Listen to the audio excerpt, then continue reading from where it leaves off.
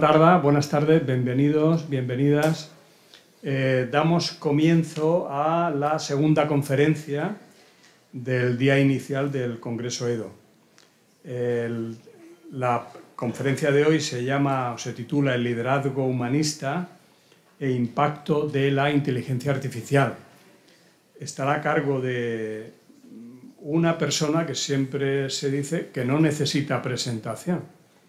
Y en este caso es verdad, Xavier Marcet. Xavier Marcet, para los que venís fuera del entorno más, es consultor en estrategia, innovación y transformación de empresas, con una alta actividad internacional en proyectos para empresas como por ejemplo SEAT, AstraZeneca, Sony, Banco de Santander, HP, etc. Ha colaborado en proyectos para más de 500 empresas a lo largo de 22 años, que es lo que su empresa Lead to Change, fundada en 2022, lleva funcionando. Ha creado o colaborado en la creación de otras múltiples empresas, ha trabajado en ámbitos como el hospitalario, universidades, también en administraciones públicas, comentábamos hace un momento. Es uno de los expertos que en esta orientación estén ya en la última oportunidad del cambio de la administración pública. La Generalitat de Cataluña ha puesto en marcha un grupo de expertos y justamente Xavier Marcet lleva uno de los ámbitos de transformación, trabajo en esta iniciativa. Es fundador de la Barcelona Peter Drucker Society y es promotor del movimiento en torno al management humanista. Ha publicado diversos libros, entre ellos Esquivar la mediocridad, nada menos, que ya en su edición 22. Eso es, en el ámbito editorial de ventas, Champions League, son palabras mayores. Vender 50.000 libros, eso está al alcance de muy pocas personas, muy pocas. También ha publicado Crecer haciendo crecer, octava edición, Management humanista del año pasado, y sobre todo quiero destacar sus artículos en el suplemento Dinero de la Vanguardia, mensuales, los domingos. Tienen un altísimo impacto en las redes sociales. Concretamente, también lo comentaba, hay grupos, ya sabéis que Internet está buscando entornos de confianza, pues hay un grupo de personas que estáis aquí, creo que somos ya 140 de personas programadores de formación, gente muy especializada en el ámbito del aprendizaje, y hay consenso, no hay nadie que discrepe, un grupo discrepante, con opiniones diversas, de muchas procedencias, edades, etc.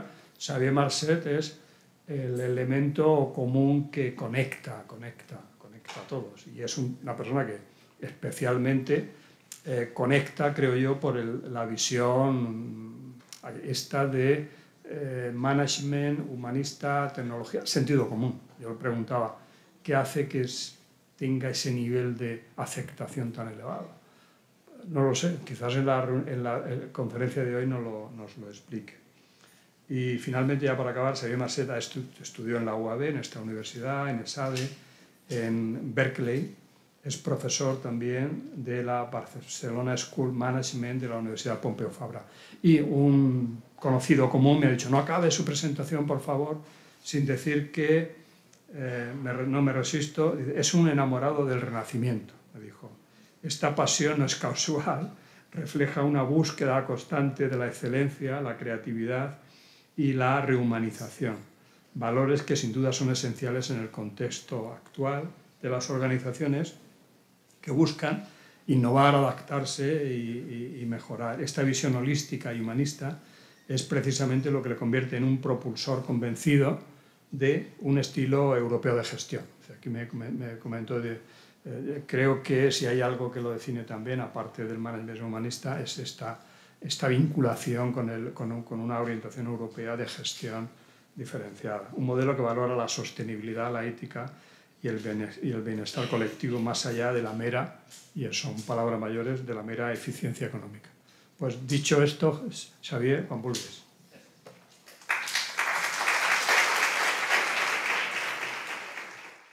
Jesús, moltes gràcies. Moltes gràcies per la presentació. Muchas gracias por permitirme estar aquí. Primero, porque me hace mucha ilusión estar aquí, porque yo estudié aquí y vuelvo muy poco. Y entonces tengo mi cuñada es vicerrectora y siempre me regaña mucho. Entonces, me hacéis una foto que se vea el logo y se la mandaré, por favor. Y también porque es un poco testimonio de una trayectoria que yo nunca pensé que acabaría. Cuando estaba aquí, nunca pensé que acabaría donde acaba. Efectivamente, yo era y soy un apasionado del Renacimiento, pasé mucho tiempo en Italia, y un día, pues supongo porque hablaba un poquito de inglés, me dijeron, oye, ¿por qué no te vas a un seminario que hacen sobre Strategic Planning en California? Yo no sabía ni qué era Strategic ni qué era Planning, a mí me gustaba una chica. Entonces yo fui y pensé, lo de la chica no funcionó, pero aquello cambió mi vida. Cambió mi vida porque realmente entré en el mundo de la gestión, dejé esta universidad, pasé a otra universidad, a la Politécnica, que solo había ingenieros. Entonces, el tío que había hecho historia era... Bueno, había una chica que había hecho filología que estaba como yo. Y allí fue muy interesante poder tener un diálogo con la tecnología que ya siempre me ha acompañado. Estuve en la universidad, allí fue donde después me fui a estudiar ESADE. Y evidentemente, con mi formación humanística, salí de la universidad como director general de una empresa que solo podía ser de tecnología. Y fui director general de 2 empresas de tecnología y finalmente pues monté esta empresa en la que hemos trabajado mucho, sobre todo para empresas, pero también para universidades, para hospitales, para administraciones. Al final, el denominador común es que siempre estamos las personas. Y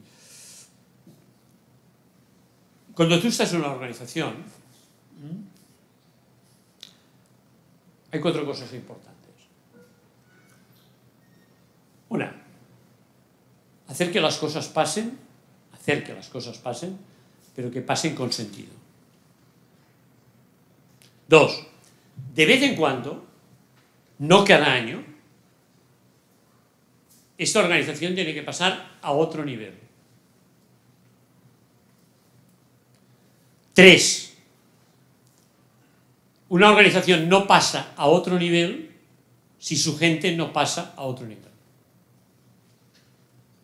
Y 4, si me lo miro desde la empresa, luego vosotros lo traducís al mundo que estáis, tenemos que conseguir entre todos generar un equilibrio social, una prosperidad de otro nivel.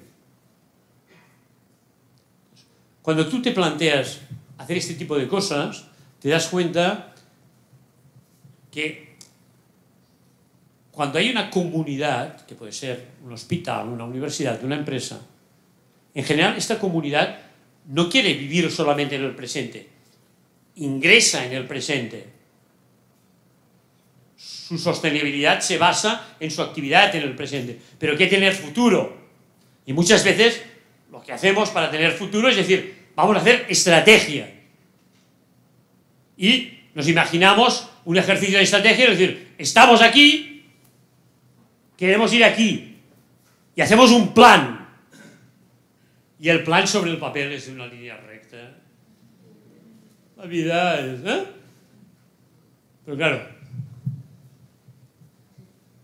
para que pase algo en el futuro que se parezca a tus aspiraciones, para que tú tengas la sensación de que estás construyendo en tu organización un tipo de futuro que se parezca a tus aspiraciones, hay que hacer varias cosas. La primera, quizá aquí no sea muy simpático lo que voy a decir, no sobrediagnosticar.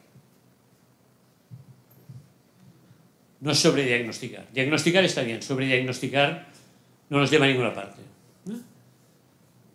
Otra cosa muy importante, tú tienes un plan, que seguro que lo has hecho lo mejor que has sabido, con la metodología que has querido. Y ya dice, quiero ir allí. Pero tú tienes en tu organización una serie de, llamémosle, nudos, que si tú no eres capaz de deshacerlos, ahora estamos hablando, Jesús, de los nudos de la administración pública, si tú no eres capaz de deshacer estos nudos, el plan que has hecho tendrá un impacto muy relativo. ¿Cuál es la gran aportación de la humanidad cuando un plan fracasa? Hacer otro plan.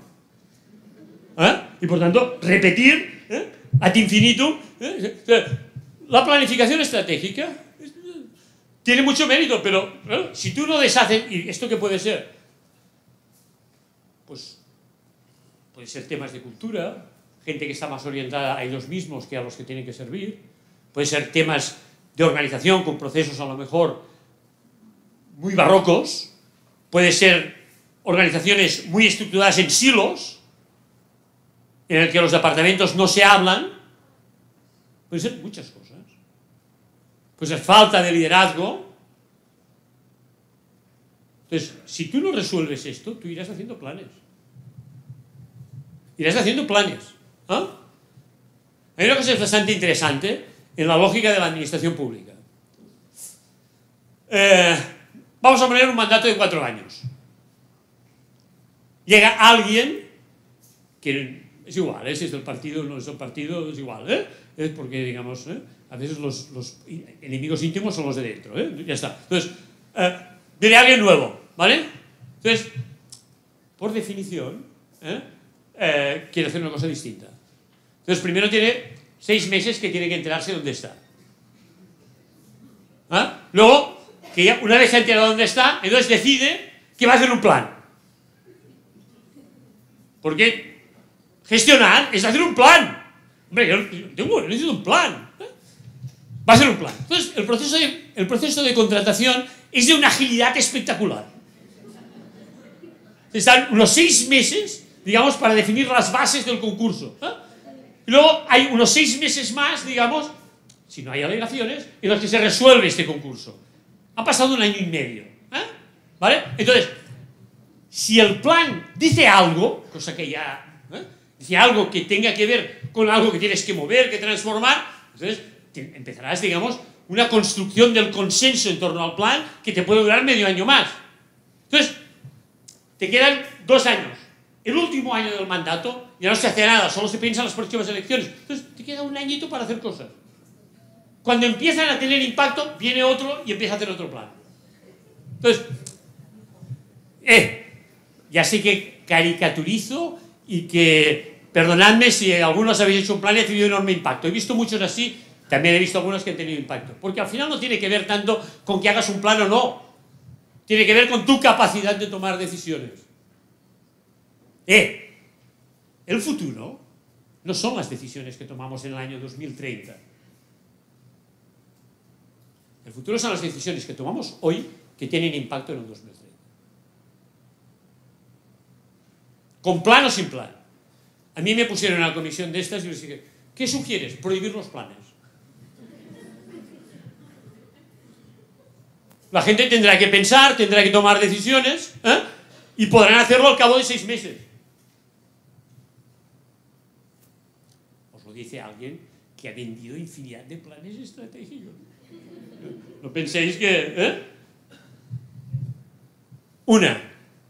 Tú haces un plan. 2, tienes que deshacer los nudos. 3, no hay ningún plan, ningún proyecto, ninguna idea que tenga patas. Todo lo hacen personas.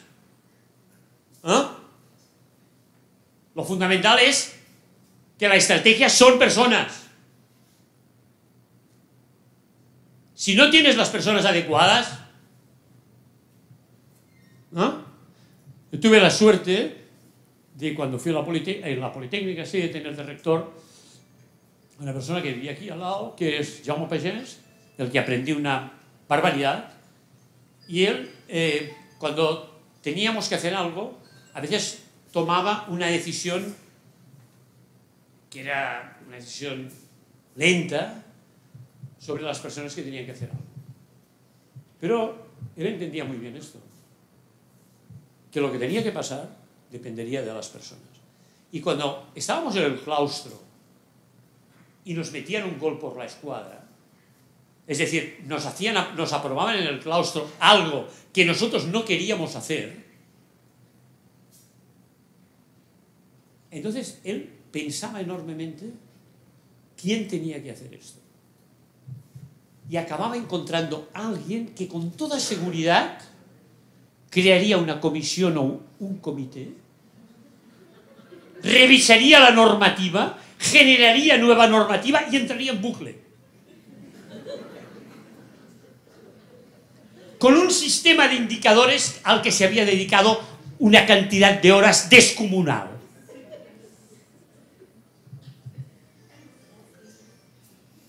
La estrategia son las personas. ¿Ah? La estrategia son las personas. El know-how está bien, pero el know-who es definitivo.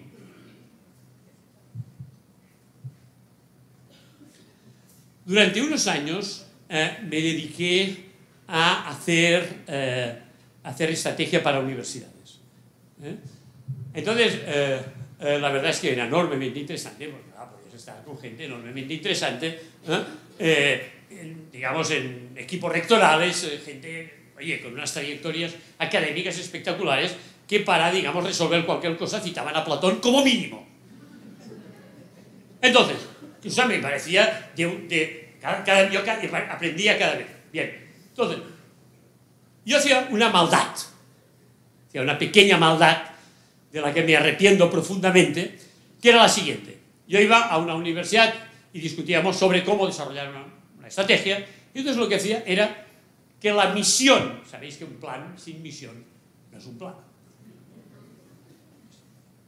La misión a la que yo estaba convencido que habían dedicado horas a pulir hasta la última coma, yo les cambiaba su misión por la de otra universidad española. Solo 2 veces se dieron cuenta. Y lo hice 30 veces a lo mejor.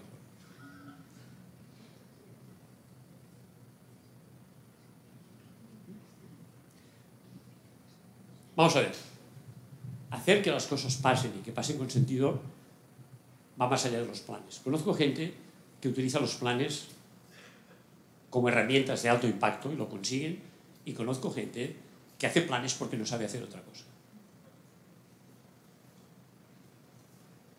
Intenta tener más que un plan, que si lo haces me parece muy bien, intenta tener claridad estratégica. Claridad estratégica es una cosa que aportan los líderes. Con una teoría contrastadísima que se llama ¡pam, pam, pam! Cuando alguien necesita media hora para contarme dónde va su organización, pienso que no sabe dónde va. Cuando utiliza 10 minutos, pienso que solo intuye dónde va. Cuando alguien me dice ¡pam, pam, pam!, luego las cosas se despliegan. Pero perdonadme, vivimos en organizaciones que tienen complejidad. Para sofisticar sirve cualquiera. Para sofisticar sirve cualquiera. Cualquiera sofistica. Para tener claridad en organizaciones complejas se requiere mucho trabajo. Y se requiere una cantidad... Bueno, se requiere liderazgo en el fondo, capacidad de atreverse a decir ¡pam, pam, pam! Luego, evidentemente, desplegarás y... Lo necesitamos. Necesitamos claridad estratégica, necesitamos deshacer los nudos que nos impiden ir donde queremos ir, y necesitamos las personas adecuadas. Hace años dejé mi actividad académica. La dejé. No, la vida es escoger y renunciar, y la dejé con... Bueno, pues con pena, pero la dejé, porque yo sé las reglas del juego. La sé. Entonces, todos estos libros que he publicado, verás, Jesús, que no tienen ni una sola nota a pie de página. Para que nadie piense que yo quería volver a hacer actividad académica. Porque lo respeto tanto que sé las reglas del juego y no quiero entrar. Yo me dedico a otra cosa. Entonces, creo que vivimos en un momento en el que necesitamos todo tipo de aportaciones. Mi aportación es de un practitioner, de alguien que se dedica a la práctica y que vive organizaciones de distinto nivel, a veces empresas de 150 o 160.000 personas y a veces organizaciones que son 4. Entonces, yo la única mirada que os puedo aportar es esta. No busquéis en mí ninguna mirada académica. Y por tanto, renuncio a jugar esta liga. O sea, que luego cuando me hagáis preguntas, que sepáis que no podré contestar desde una mirada académica, porque renuncié a ella. Y era profesor de esta casa. Y feliz de haber sido profesor de esta casa. Pero renuncié. Yo conozco las reglas del juego de la academia. Y me parecen bien, las comparto. Pero las dejé. Todo no lo puedes hacer en la vida. Escoger es renunciar. Entonces yo renuncié a esta vida y he escogido otra, que tiene que ver con la transformación de las organizaciones. Con hacer que las cosas pasen. De vez en cuando intentar que lleguen a otro nivel las organizaciones. Saber que si las personas no pasan a otro nivel no pasará nada. Y esto es mi trabajo. Y a partir de aquí, ha habido un libro que me ha acompañado durante todos estos años, que es un libro de Jim Collins, que se llama Good to Great, que es un libro que está en castellano, escrito en el año 1990. Los papanatas solo leen los libros del último año. Un día llegan a la conclusión de que los clásicos son simplemente inspiración que no caduca. Tienes que leer las dos cosas. Yo el libro de Jim Collins lo leo cada 2 o 3 años, porque el libro es el mismo, pero yo no. Y por tanto me vuelve a inspirar. Me pasa lo mismo con Peter Drucker, que es el gran pensador sobre las organizaciones, sobre las empresas del siglo XX. ¿Cómo este hombre escribió esto en el año 50 y hoy, con toda la mandanga de la inteligencia artificial, todavía me sirve? Porque va de personas.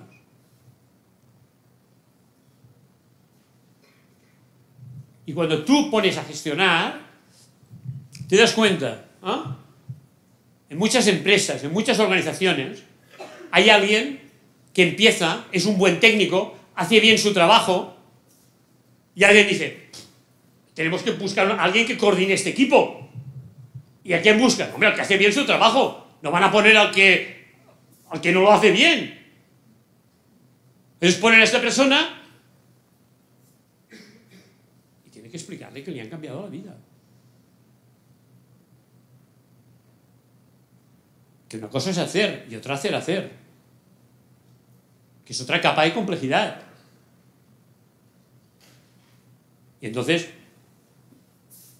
necesitamos entender que en la vida profesional tienes que ser capaz de ir añadiendo capas de complejidad sin perderte, sabiendo cuál es tu límite y sobre todo intentando mantener una cierta identidad y unos ciertos valores.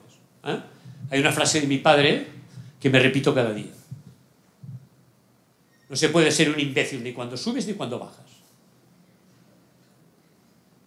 Cuando vas subiendo en una organización, tienes que acordarte de cómo te mirabas a los que están en esta capa cuando no estabas en esta capa.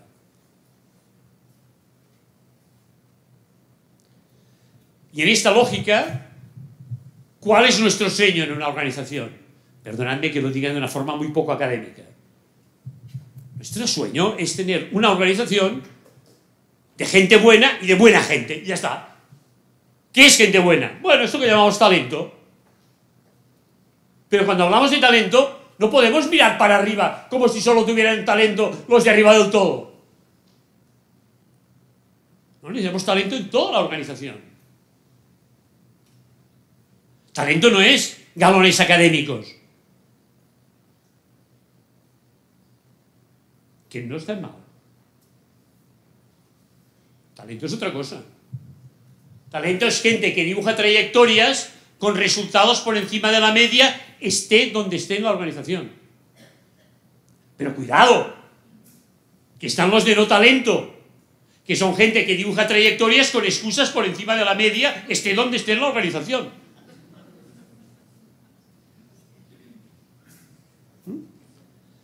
Esta semana, de estos artículos que hablabas, hay uno que me dio un poco de reparo hacer, pero al final lo hice, que se llama ranking de excusas. Entonces se me ocurrió, yo trabajo mucho con equipos directivos, y yo empecé a notar excusas que yo sentía en personas de equipos directivos de empresas que no tenían nada que ver, de organizaciones que no tenían. Y yo tenía como una docena de excusas recurrentes. Y bueno, pensaba, estos han dicho estas 5, a ver si llegamos a alguna más. Y entonces empecé a preguntar, oye, ¿cuáles son las excusas más habituales en tu organización? Tengo 100. He elaborado un documento con 100 excusas que me han aportado esta gente. Algunas veces son simplemente formas distintas de decir lo mismo. En el artículo solo publico 60 y pico.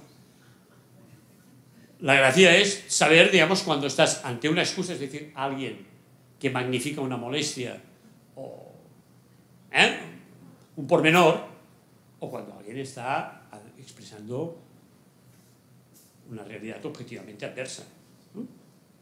Entonces, tú necesitas talento, gente buena.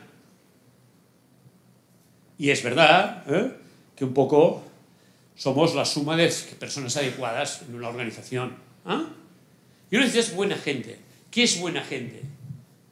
No sé. Científicamente diría que no la líen. Y hasta que no la líen cuando no toca. O sea que no. Ya está. Sé que hay 4 perfiles que me los encuentro y que estadísticamente se repiten cuando hay mucha gente, que son, 1, hay un perfil que son pluscuamperfectos, que está bien porque son perfectos, pero como lo repiten cada 2 minutos, jode a todos los demás. Luego hay otro que, aquí para Latinoamérica no sería latosos, aquí le llamaríamos pesados. Hay gente pesada. Gente que requiere más tiempo. Les cuesta agilizar el alma, ya está. Y tú tienes que gestionarlo. Luego hay gente que se queja. Hombre, ya sé que a veces la queja es justificada, pero es que hay gente que lo que hace es hacer de la queja el hilo conductor de su vida y cada vez se quejan mejor.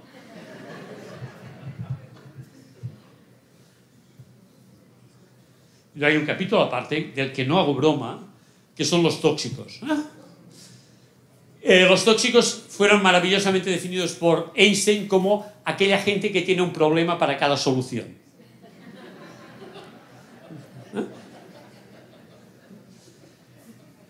Me pasó una cosa que José Luis Alonso, que somos muy amigos, me conoce. Me pasó una cosa que yo no esperaba que me pasara. No esperaba que me pasara, que es que, bueno, yo me dedico básicamente, pues, un 80-90% de mi tiempo lo dedico a empresas. Luego hago cosas con, bueno, un poco menos quizá, pero hago cosas con hospitales, porque a partir de que hice 60 años me pareció bastante interesante empezar a trabajar con hospitales.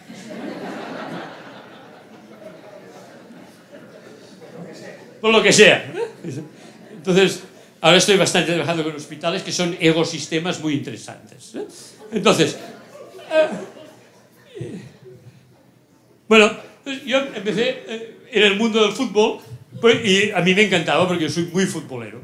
Luego tenía una pequeña inquietud. Quería saber si estos del fútbol pagan tan bien como parece. Ya está, no tengo queja. Bien, entonces, esta gente, claro, son grupos de chavales de 18, que con los 18 años ya son millonarios. Es enormemente complicado gestionar estos egos. Entonces ahí aprendí la seriedad de la toxicidad y lo difícil que es esto.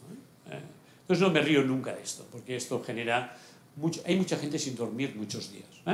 Cuando me toca reunirme con muchos directivos, siempre les digo una cosa, oigan, mucho cuidado, que según que ustedes digan y según cómo lo digan, estas personas no dormirán esta noche. Crear vulnerabilidades innecesarias es absolutamente indecente. O sea que no es nada fácil. Pues, ¿qué nos gustaría? Tener organizaciones de gente buena y buena gente y saber enfrentar los retos que nos vienen. En un momento determinado, pues, tuvimos que enfrentar el reto de Internet, ahora vamos a enfrentar el reto de inteligencia artificial. Va a tener mucho impacto, muchísimo. Mucho impacto. ¿Es necesario que haya tantos papanatas de la inteligencia artificial por metro cuadrado? No hace falta. ¿Va a tener mucho impacto? Mucho. ¿Eh? Pero ya está. Exageraciones las justas. Seguidme, por favor. Vamos a hacer un esquema sobre a lo que yo me he dedicado, que es el management, que el management no es una ciencia. Cuando gestionamos organizaciones no vamos con pata blanca, pero sí que es una mezcla de arte, de técnica, de oficio, para dar resultados en una organización. El management, las herramientas de management, nacen en el mundo de la empresa y luego se trasladan a otros sectores. Sector público y tercer sector. En el mundo de la empresa todo esto empieza con una gran obsesión por la productividad, hace 100 y pico de años. Es un management industrial. Todos los grandes conceptos de estrategia, de planificación, de gestión de proyectos, más adelante de marketing, más adelante de calidad, todos vienen de este mundo del management industrial, sobre todo nacidos del sector del automóvil. Uno de los primeros es Henry Ford, que es un tipo que tenía una obsesión enorme por vender muchos coches a un precio asequible para la medianía de los trabajadores. Él pensaba, digamos, que la gente tenía que poder comprar un coche con el 10% de su salario, por tanto tenía que ser muy eficiente produciendo para que la gente pudiera tener un coche y cambiárselo cada 10 años. Para ser muy eficiente se volvió un poco... Decidió que en Ford solo harían un tipo de coche, que era el Forte, que fue un gran coche, muy importante por ser, y para ahorrar que todos serían de color negro. Entonces, bueno, esto dejó mucho espacio a otros ámbitos del management. Management industrial, ¿y qué tipo de trabajadores había? Trabajadores manuales. La mayoría infinita de la gente eran trabajadores manuales. La película que lo resume es Tiempos modernos de Charles Chaplin. A mediados del siglo XX, 1959, cuando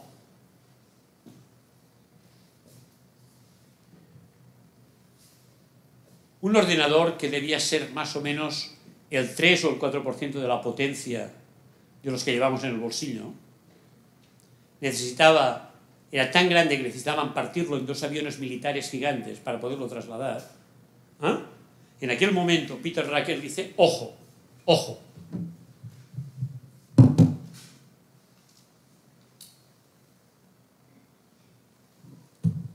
Ojo que no vienen ya solo trabajadores manuales. Vienen knowledge workers, vienen trabajadores del conocimiento. Gente que trabajara ¿con qué? Con información. Nosotros somos esto. Y hay un momento que esto estalla, que es en los años 90, Internet aparece en los 70, pero la página web aparece en los 90, 95, esto estalla, y entonces lo que sucede, ¿qué es? Lo que sucede es que entra un management, que no solamente el management industrial que habíamos tenido, tanto el management industrial como los trabajadores manuales continúan hasta hoy. Se crea un tipo de trabajador que solo trabaja con información, trabajador del conocimiento, y aparece este management digital que básicamente se dedica a hacer la transformación digital de las organizaciones, es decir, hacer un mix analógico digital en cada organización. Antes eran solo analógicas, trabajar mucho los temas de innovación y otros temas de eficiencia con la digitalización, lean management, etcétera, etcétera, etcétera. Son años donde alguien dice, año 90, la quinta disciplina, dice, aparece un concepto, learning organizations, organizaciones que aprenden. Es un concepto que lo teníamos allí que empieza a tener impacto hoy. Esto es algo muy habitual en management. Que las cosas salen y tienen impacto 30 años después. Entre el management industrial cuando nace y el management digital pasan 70 años. El próximo desafío es el management de la inteligencia artificial, que nos va a traer un tipo de trabajadores que a mí me gustaría llamar trabajadores del pensamiento. Trabajadores manuales continúan, trabajadores del conocimiento continúan, trabajadores del pensamiento creo que son los que vendrán, necesitamos en la era de la inteligencia artificial. Y teníamos management industrial, management digital. A mí me gustaría que el management que imperara en la era de la inteligencia artificial fuera el management humanista.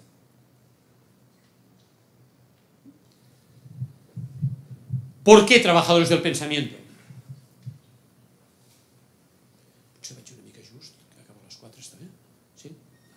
¿Por qué trabajadores del pensamiento? Porque la inteligencia artificial te da elementos de predicción, elementos de prospección, y además es fácil. Ahora parece que nos tenemos que santiguar cada vez que hablamos de inteligencia artificial. Oye, perdona, vosotros y yo, cuando entramos en el coche, utilizamos la inteligencia artificial con total naturalidad cuando ponemos el Google Maps. Yo pongo el Waze porque están los radares. ¿No? Ya está, pero es lo mismo, ¿no? Que es datos y algoritmos, datos de mucha calidad, porque son datos en directo, que te predicen, te prescriben. ¿Qué hacíamos antes? Os lo digo para la gente joven. ¿Qué hacíamos?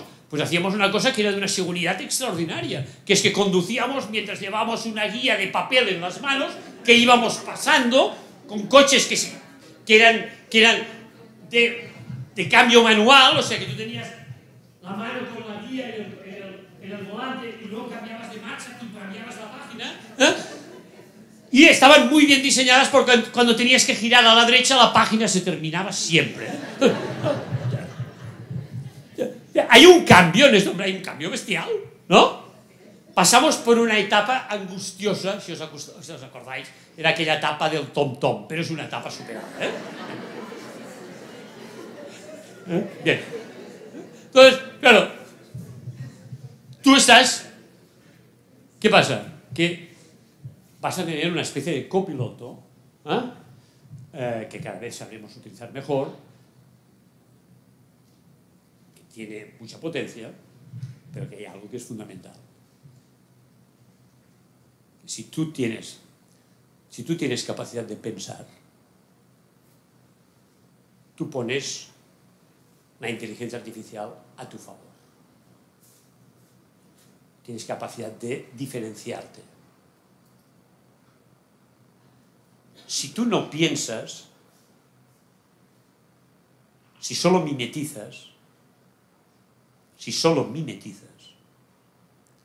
la inteligencia artificial es potente. Te llevan donde están todos. Pero si estás donde están todos, dejadme que hable desde empresa. Si vas donde están todos, te diferencias menos, eres más commodity, es decir, luchas casi solo por precios, y si solo luchas por precios, al final seguro que hay un asiático que lo hace más barato. Entonces, es fundamental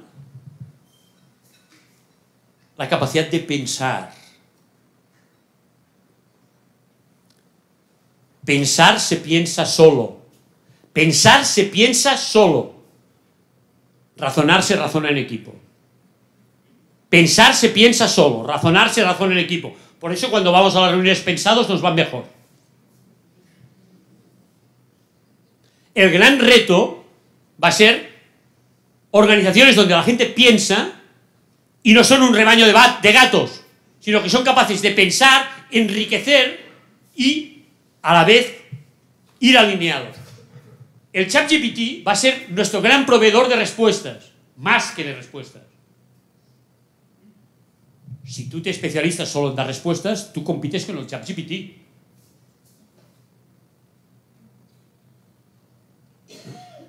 Tendrás que saber cuáles son las preguntas. Sin preguntas no te diferenciarás. El Google Maps te dice que hora llegarás, pero dónde vas lo tienes que decir tú.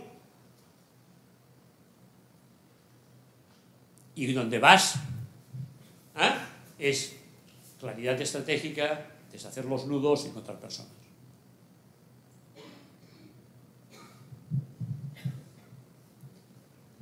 Para pensar, ¿qué necesitamos? Saber sintetizar, no comprar. Porque con esto de la inteligencia artificial tendremos cosas extraordinarias, pero una cantidad de humo bestial, ¿eh? Pero bestial, toneladas de humo, ¿eh? Tendrás que saber separar el grano de la paja, ¿eh? Después, tú necesitas ser capaz de crear síntesis propias, necesitas ser capaz de concentrarte. La concentración es fundamental y la falta de concentración no es un problema de los jóvenes, es un problema generalizado. Y necesitas aprender.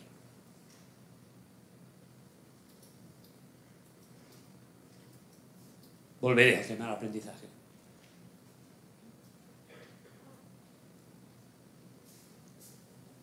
Vamos a tener que crear una nueva síntesis entre tecnología y personas. Lo hemos hecho muchas veces. Lo hemos hecho muchas veces. ¿Ah? Esta vez lo haremos una vez más. Puede ser que por pura ignorancia. No me creo que nos vamos a quedar sin trabajo. No me creo que sistemáticamente nos vayan a sustituir las máquinas más que en otras oleadas tecnológicas. Lo que es más fácil es que te acaben sustituyendo personas que sepan utilizar mejor las máquinas, según qué máquinas que tú. Pero esto es un tema, esto es una decisión que tiene que ver con muchas cosas, pero también con una decisión personal. Entonces, creo que, como ha pasado en otras ocasiones, la inteligencia artificial tendrá mucho impacto, pero es una tecnología que se va a democratizar y al final la diferencia la pondremos las personas. Hace poco, yo organizo cada año un seminario en Boston, dentro del campus de Harvard, con 25 directivos. Invito profesores, yo he estado mucho trabajando en Boston, e invito profesores que he conocido durante todos estos años, hacemos un seminario, pues oye, que intentamos que esté muy bien. Y una de las personas que viene es el vicepresidente mundial de una de las grandes marcas de cosmética muy conocidas. Estos de la cosmética, estos ganan dinero. ¿Eh? General. ¿Eh? Bien. ¿Eh? General. ¿Eh? Y le digo, oye, una empresa global, ¿eh? Global. Oye, ¿hacéis cosas con inteligencia artificial? Hombre, sí, claro, muchas. ¿Ah, sí? Hombre, sí, porque tenemos muy buenos datos. Primero no hay que olvidar que tanto si haces investigación como si haces cualquier cosa, la inteligencia artificial son los algoritmos que pueden ser un Ferrari de algoritmo. Pero si le pones gasolina de tractor, que es decir, malos datos, no ganarás la carrera, ¿eh? Por eso la inteligencia artificial tendrá un impacto muy alto, pero muy lento. Mucho más lento de lo que parece. A no ser que tengas muy buenos datos. ¿Ah? Entonces, ¿qué os dice la inteligencia artificial a la cosmética? Nos dice en cada país, de todos los productos que tenemos, los que tenemos en el portfolio, en cada país, cuáles son los que tenemos que priorizar. Está bien. ¿Y qué más nos dice? Nos dice si donde tenemos las tiendas, las locations, las localizaciones, están bien o tendríamos posibilidad de tener las mejores. Y en cualquier caso nos propone localizaciones buenas. Está bien. Y en cada localización además nos dice, en aquella localización, otra vez, cuál es el producto que tenemos que priorizar. Hombre, está muy bien, ¿no? ¿Y esto os va bien? Es decir, ¿esto os crea una ventaja a favor? Dice, hombre, no, porque es que la competencia también lo hace. Estos que van muy avanzados, ¿qué te dicen? No, esto más que crearme una ventaja competitiva, si no lo hago, me crea una desventaja.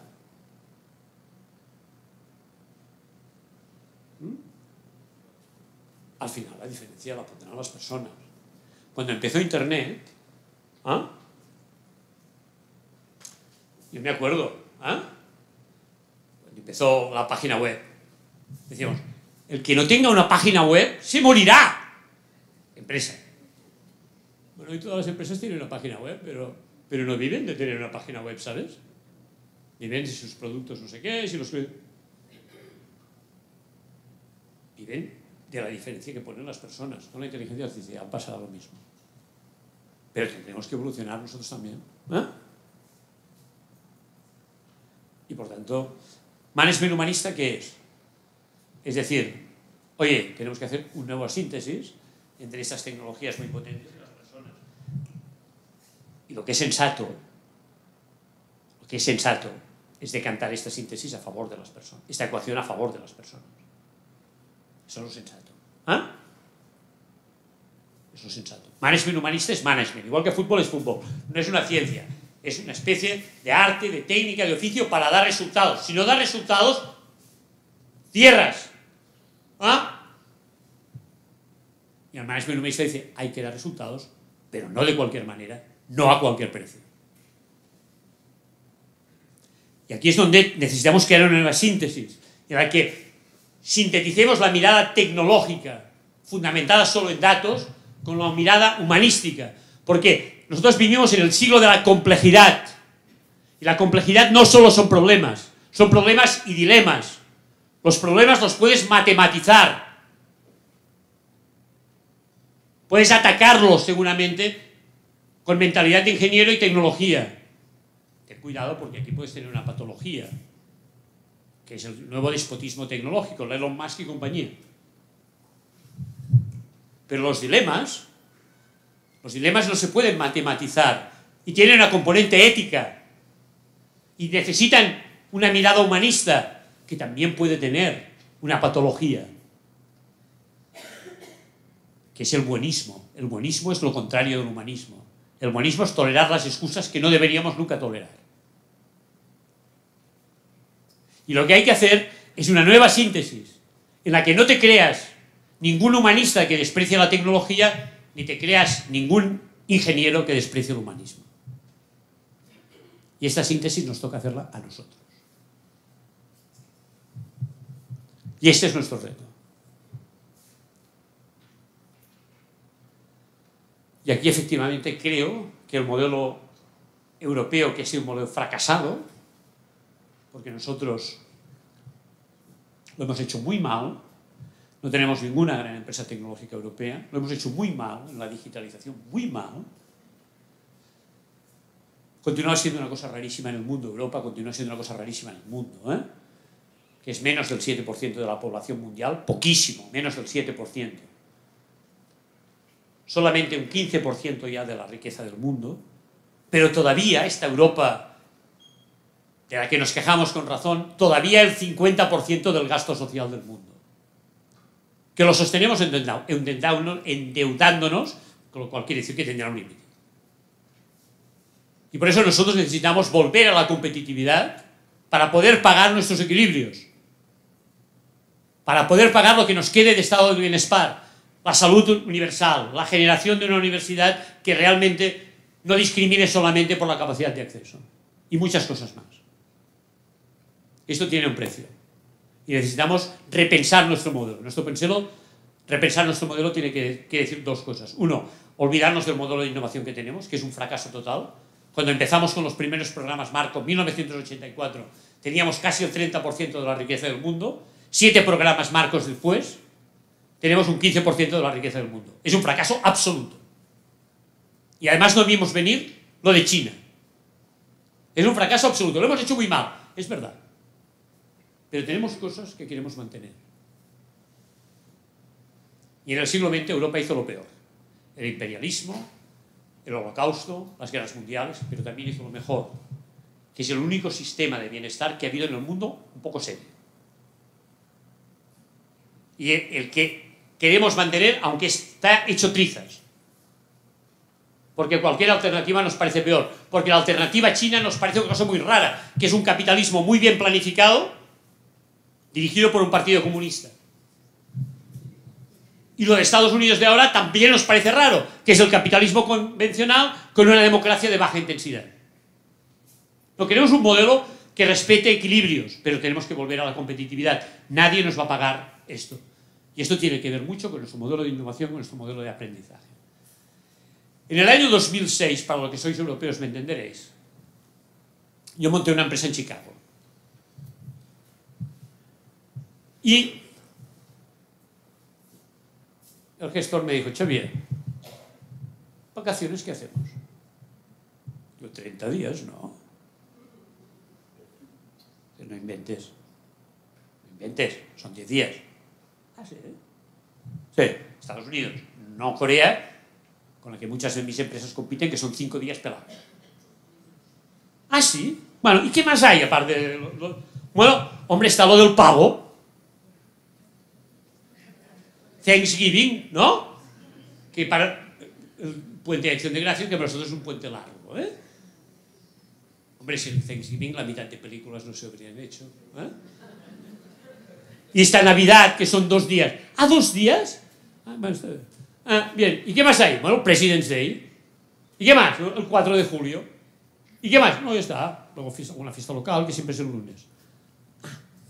Entonces yo hice números, ¿no? Y dije, bueno, a nosotros aquí en España, el año que el puente de la Constitución se nos pone bien, vamos dando saltitos hasta Reyes, y esto ya lo tendríamos, ¿eh? Y luego viene la Semana Santa, viene, bueno, la Almudena en Madrid, la Merced en Barcelona, las Fallas en Valencia, cada vez, y luego viene el veranito, ¿eh? ¿Sabes? ¿Y sabéis qué pienso? Que está bien. Y que esto vale la pena luchar para mantenerlo. También os digo una cosa, nadie en el mundo, solo somos el 7%, nadie en el mundo está dispuesto a pagarnos nuestros privilegios. Nadie. Nadie. Tendremos que volver a hacer las cosas de otra manera. ¿Ah? Porque esto lo queremos mantener.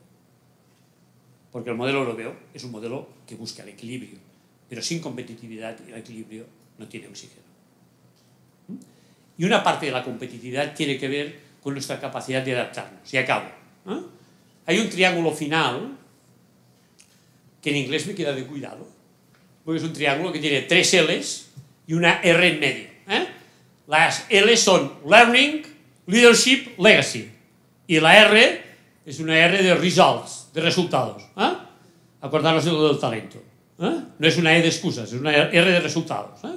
Entonces, aprendizaje. Bueno, esto, y al taller este de José Luis, que es el que sabe, ¿vale? Aprendizaje. Aprendizaje no es formación. Nuestro gran reto, ¿cuál es?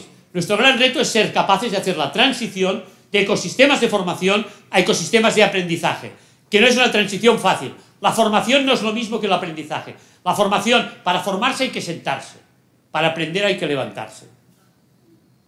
Formarse es ir a un sitio, absorber más o menos nuevos conocimientos, nuevas experiencias, nuevas herramientas.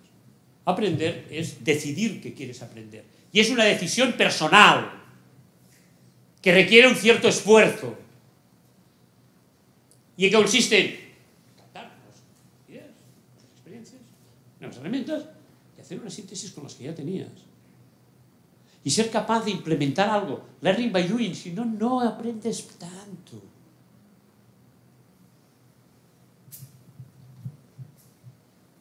El día que dejas de aprender, envejeces de golpe. Algunos toman esta decisión a los 30 años. Eso no quiere decir que vayan a cursos sistemáticamente. ¿Eh? Los trabajadores del pensamiento necesitan aprender. Con la formación no nos alcanza. L de liderazgo. ¿Por qué? Porque con mandar no es suficiente. Cuando tienes que hacer transformaciones serias, con mandar no es suficiente. ¿Ah? Tú empiezas a liderar el día que tu verbo influir pesa más que tu verbo mandar. Perdonadme una cosa. En la vida, que te hagan caso los de tu equipo que tienen que hacerte caso, tiene un mérito bastante relativo, ¿eh? La gracia en la vida es que te hagan caso los que no tienen ninguna obligación de hacerte caso. Esto es liderar. ¿Eh? Y aquí hablaríamos mucho de la transformación de la administración, que es otro congreso, ¿eh? ¿Vale? Entonces, ¿eh? Es así, ¿eh? ¿Qué necesitamos? Necesitamos este tipo de líderes que entiendan que liderar es servir, no servirse. Que liderar es servir, no servirse. Que cuando estás arriba de una organización, no es tanto que la gente trabaje para ti, sino que eres tú el que trabajas para la gente.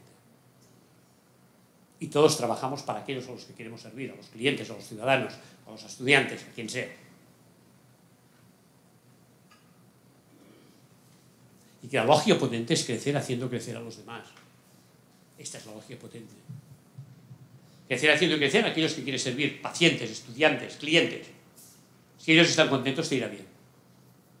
Crecer haciendo crecer a los de tu comunidad. Si tú tienes una responsabilidad es porque alguien te dio una oportunidad. Tu trabajo es dar oportunidades a los demás. ¿Sabéis qué les digo siempre a los directivos de empresa? Pero vale para todo. Hasta que no consigas que alguien de tu equipo un día sea jefe tuyo, te falta. Este día estarás orgulloso, habrás hecho bien tu trabajo. No habrás puesto techos de cristal, habrás identificado el talento, lo habrás tirado para arriba, no habrás tenido miedo a los sustitutos. ¿Quieres crecer? Búscate un sustituto. Las organizaciones en las que los sustitutos son vistos como una amenaza son organizaciones que levantan una pancarta que dice: hemos pactado con la mediocridad. Crecer haciendo crecer a las organizaciones que son débiles. Y finalmente crecer haciendo crecer a la sociedad. Cada uno con el propósito que tiene. Con alma de aspirante. Hay que liderar con alma de aspirante. Puedes llevar toda la vida, pero te miras la montaña desde abajo, aunque lleves años caminando, te la miras desde abajo, piensas que todavía te falta por aprender, por crecer. ¿Sabéis qué? Los que están arriba, los que se sienten arriba, los que ni a nadie les tiene que decir nada, esta gente solo le queda una cosa por hacer en la vida, que es bajar.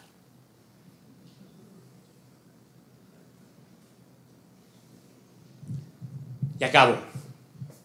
El legado. Siempre hablamos mucho de propósito y ya está bien. Tener el propósito, saber el por qué haces las cosas. Y es bueno que te acuerdes del propósito cuando tienes una decisión difícil. Si no tomas decisiones difíciles, todavía te falta. O cuando tienes una conversación difícil. Si no tienes conversaciones difíciles, todavía te falta. Cuando voy a una empresa o una organización y veo todas las paredes llenas de los valores de la empresa, pienso: ¡buf! No anem bé.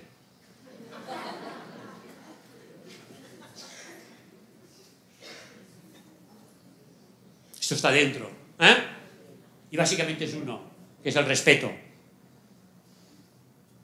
El respeto emana la dignidad. Se acabó. Luego cada uno que escoja los complementarios. Pero hay algo muy importante. Es pensar qué vas a dejar. ¿Qué vas a dejar como organización? Y aquí pues cada uno sabe lo suyo. Y hay organizaciones que dejan mucho legado, mucho impacto en su ciudad, en sus clientes, en sus públicos a los que se dirigen. El legado colectivo, el legado corporativo, institucional si queréis, es inversamente vacío, es inversamente proporcional al vacío que se daría si tú no hubieras existido. Pero queda otra cosa, que es el legado personal. ¿Y tú qué vas a dejar en tus trayectorias? ¿Sabéis una cosa? Toda esta gente que no disfruta del trabajo, toda esta gente que empieza a vivir cuando termina el trabajo, ya sé que todos pueden tener mil excusas, La realidad es una, es que tiran más de media vida. Tiran más de media vida. Y eso uno puede intentar cambiarlo y tiene que intentarlo, Pero las agendas están llenas de reuniones, pero tienen que estar llenas de sentido. Y tienes que tener organizaciones donde permitan el sentido. Y tú tienes que buscar también el sentido. Una organización no es una guardería. Tú también tienes responsabilidad de buscar el sentido. Y pensar que puedes dejar algo. Y pensar que puedes dejar algo. Una organización es un lienzo, un cuadro, en el que los fundadores ponen el lienzo, ponen el marco, seguro que dan el primer gran esquema, pero luego cada uno de nosotros puede dejar una pincelada más o menos profunda, más o menos importante. Y esto te ayuda a tener sentido a tus agendas. Es importante saber qué quieres dejar. ¿Qué quieres dejar tú? Que sea bueno. Si dejas algo que además está... El legado, si está vinculado al propósito, es más potente. Si el legado no está vinculado al propósito, puede ser vanidad. Es bueno vincularlo al propósito. Pero al final hay una cosa muy importante, ¿sabéis? Que cuando te vas de una organización, porque te vas a otra o porque un día te jubilas, cuando te vas, los demás te recuerdan, al cabo de muy poco tiempo, con una frase. Si eres una mujer o un hombre con mucho talento, con una frase y media. Pero hay algo muy importante. Que las palabras, que el verbo, que el tono con el que dicen esta frase te permita pensar, valió la pena. Gracias por haberme invitado.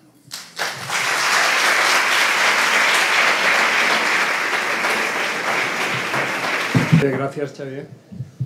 Está una hora fantástica. Tomaba notas porque, bueno, todo eso hay que componerlo. Ahora iniciamos un turno de preguntas, dudas, aportaciones. Es vuestro momento. Habrá por aquí un micro que pasaremos. Buenas tardes, muchas gracias. Diana Antonio, de la Universidad de Girona. Yo tengo una pregunta concreta. Si usted me puede recomendar o nos puede recomendar bibliografía que considere muy impactante para reflexionar sobre este tema. Gracias. Gracias por la pregunta. Utiliza las obras de Peter Drucker, te irá muy bien, te inspirará. Es un señor que murió en 2005 y que inspira sin cesar. Gracias. Muy buenas tardes, muchas gracias por la charla, muy inspiradora. Mi nombre es Sandra Liliana Rojas, de la Universidad Nacional de Colombia, sede Bogotá. Allí tenemos una dirección que se llama la Dirección Nacional de Estrategia Digital y pues tenemos muchísimos nudos, ¿no?, en lo que es la parte de tecnología. ¿Cómo lograr en lo público, qué tips se podrían dar en lo público para desarrollar esta parte de esos nudos a nivel estratégico en tecnología? No conozco el caso, por tanto, es solamente una apreciación general. Es muy importante que no hagamos más fuerte el nudo. La actividad individual es muy importante. La burocracia siempre empieza por uno mismo. Si cuando nos dejan solos media hora, lo que hacemos es crear una nueva norma, un nuevo comité y 20 reuniones, somos nosotros los que estamos ayudando al nudo. Lo más importante es entender que cuando hacemos las cosas muy bien, abrazamos la sencillez, que no tiene nada que ver, en esto el castellano es maravilloso, respecto del inglés, que es todo simplicity. La sencillez no tiene nada que ver con la simplicidad. La simplicidad es esto que ahora se ha puesto de moda, esto te lo arreglo yo en 2 tardes y mucha testosterona. La sencillez es intentar hacer las cosas sin sofisticarlas, sabiendo que aquello que está muy bien hecho parece muy fácil, pero que no lo es, que es sencillo. Y la sencillez quiere decir que hemos quitado todo aquello que no es imprescindible y nos quedamos con la esencia. Gracias. Muchas gracias, Xavier. Eres tan inspirador. Y además ahora hablábamos, ¿no?, de tus artículos quincenales que siempre, si los silvanas, ¿no?, te van resonando, ¿no? Genial. Yo hacía una reflexión, les decía a las compañeras, tengo un hijo de 9 años, se llama Gerard, y me preocupa Gerard, claro, porque está en un sistema educativo en el que no le están enseñando a pensar. Pero bueno, esto es otra conferencia, creo, y otra jornada. Pero sí que esto sí que me preocupa de verdad, y ahora lo digo ya en plan un poco irónico, ¿no? Que es que me preocupa que cada vez pensar está como más prohibido o censurado, la hiperaceleración con la que trabajado en la administración pública catalana y realmente a los que pensamos ya nos cuelgan la etiqueta de amarillos, innovadores, imaginativos. El otro día una compañera mismo nos dijo que éramos el área de la imaginación. Digo, joder. ¿Qué hacemos para poder pensar y utilizar, por lo tanto, la inteligencia artificial de manera coherente? ¿Qué está pasando en las organizaciones para que no hayan estos espacios y cómo los podríamos potenciar, Xavier? Gracias. Muchas gracias. Gracias por tus comentarios sobre esto. Dos cosas. Una que la digo muy en serio. Es muy importante no cansarse de uno mismo. Es decir, es muy importante perseverar. Y hay contextos que van a favor y hay contextos que no. Pero es tu vida. Y hay que defender nuestra vida y defenderla con sentido. Y tiene que ver con la segunda. Pensar tiene que ver con la libertad. Pensar tiene que ver con la libertad. Yo presento un gran respeto, porque sé lo duro que es a lo que está haciendo la Universidad de Harvard. Toda mi admiración. Muchas gracias.